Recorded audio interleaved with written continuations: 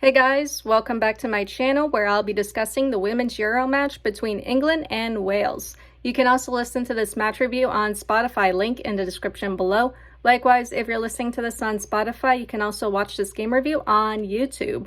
Link will be in the description. Alright, so as it stands, England is 2 in their group with France holding the number 1 spot.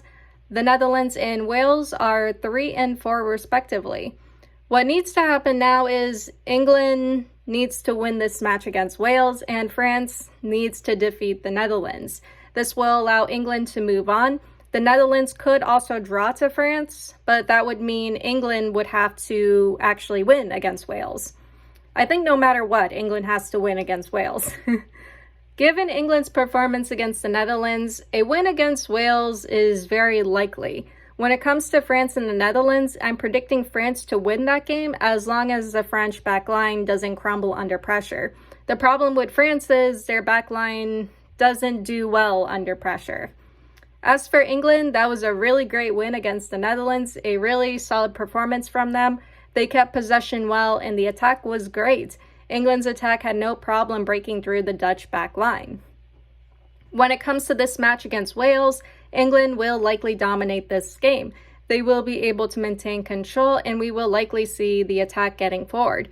We can see them creating a lot of chances and hopefully Russo and LJ are in a goal-scoring mood. I think England should stick with a 4-3-3 and maybe keep Toon in the midfield, or keeper on the field. Her alongside Walsh and Stanway will be able to provide more movement and control for the midfield. Anyway, if England are able to pull off that great win and performance against the Netherlands, they should be able to win against Wales.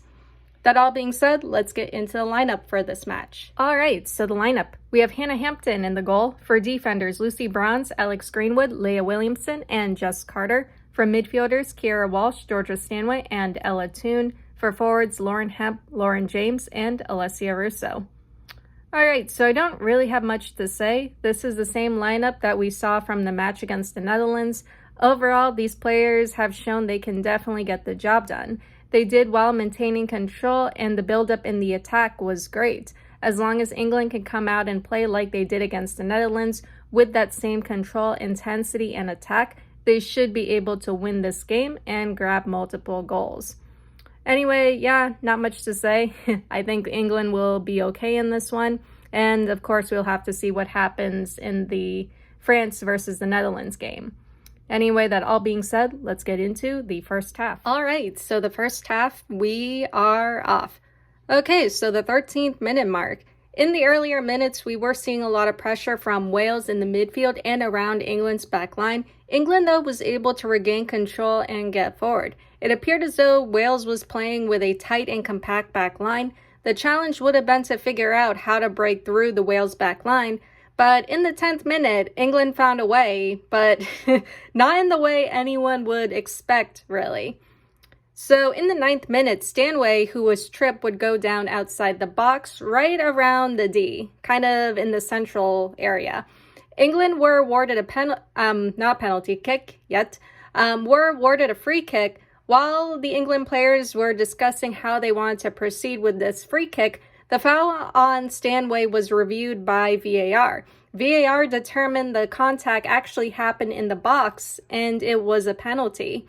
The referee awarded the penalty to England. Stanway would step up and convert, making it 1-0 for England. As for the France and Netherlands game, the scoreline is still 0-0. Alright, so the 24th minute mark. Up to this point, things were fairly quiet. Wales were trying to get forward, but England was shutting down their attack and regaining control without much issue. Fishlock had an attempt in the 19th minute, but it was no threat to Hampton. In the 20th minute, a failed clearance in the Wales box would result in Russo crossing the ball to Toon. Toon's first attempt would be blocked, but her second would go in, making it 2-0 for England. As for the France versus Netherlands game, France just scored in the 22nd minute. Toletti's goal, France 0-1. Alright, so the 34th minute mark. Wales' Angara James Turner had a close attempt in the 26th minute, but Hampton was able to save it. She kind of boggled it, but she got it in the end. As for England, things are popping off for the Lionesses. They tasted blood and are still on the attack. In the 29th minute, James would touch the ball up to Toon on the right wing. Toon made a cross and Hempster was able to run up and score a header, making it 3-0 for England. After that, England would continue wreaking havoc in the Wales box. As for the France versus Netherlands game, or the Netherlands versus France game, the Netherlands were able to tie things up with Pavlova's goal, making it 1-1. So the 45th minute mark, England are still on the attack and are maintaining their intensity. We are seeing a lot of crosses, services, and chances being created.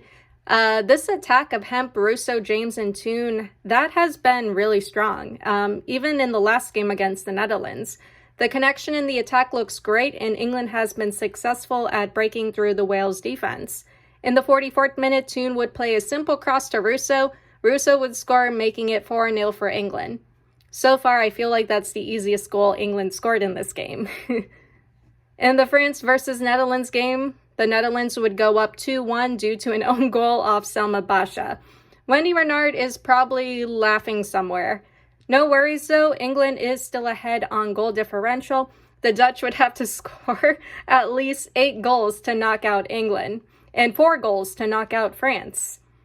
There would be an additional 5 minutes tacked on, despite some good attempts from Wales, including one off of a misplaced pass/clearance from Hampton. The half would end with England up 4-0. Alright, so England is up 4-0, the Netherlands are up 2-1. For the most part, England is in the clear. The team looks good, like I said, the attack is getting forward, and I'm really enjoying Russo, Toon, Hemp, and James in the attack.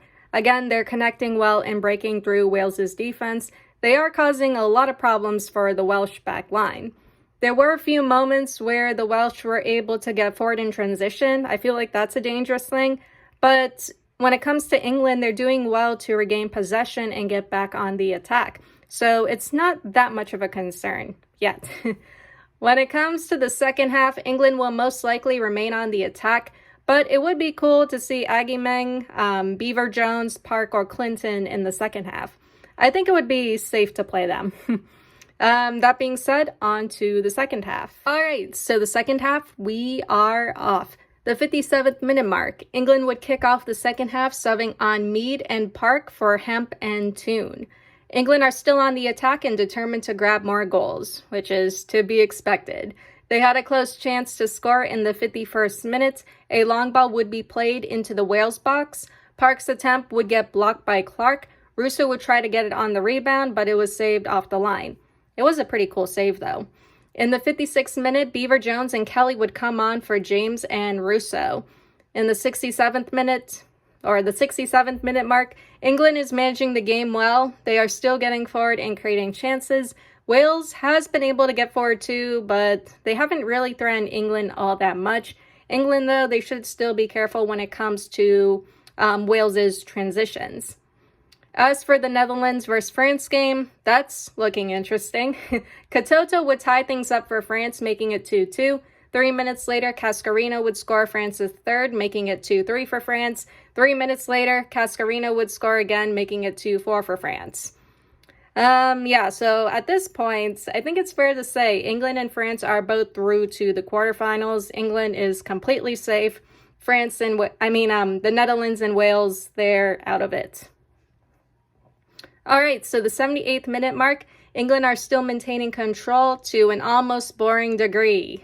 Then a long ball will be played up to Walsh. Walsh would make a cross. Beever-Jones would make an attempt, she would touch it to Mead, who would finally score England's fifth. Yeah, it was just a lot of controlling, lots of controlling, and then finally something happens. However, Wales is not showing any signs of backing off. In the 76th minute, Fishlock would make a run and play it through for Kane. Kane would score Wales's first goal, making it 5-1 to Wales. Let's just say, finally, something is happening. Alright, so the 90th minute mark, despite seeing more possession and being able to get forward, Wales would not be able to grab any more goals. England would grab their sixth goal, though, in the 88th minute. Mead would make a cross to Beever-Jones, and Beever-Jones would score, making it 6-1 for England. As for the Netherlands and France game, the game is in extra time. France were awarded a penalty kick. Kashawi would convert the penalty, making it 2-5 for France. and it's safe to say they're through. There would be an additional 2 minutes of added time, and despite a small push from England to add to their goal count, no more goals would be scored.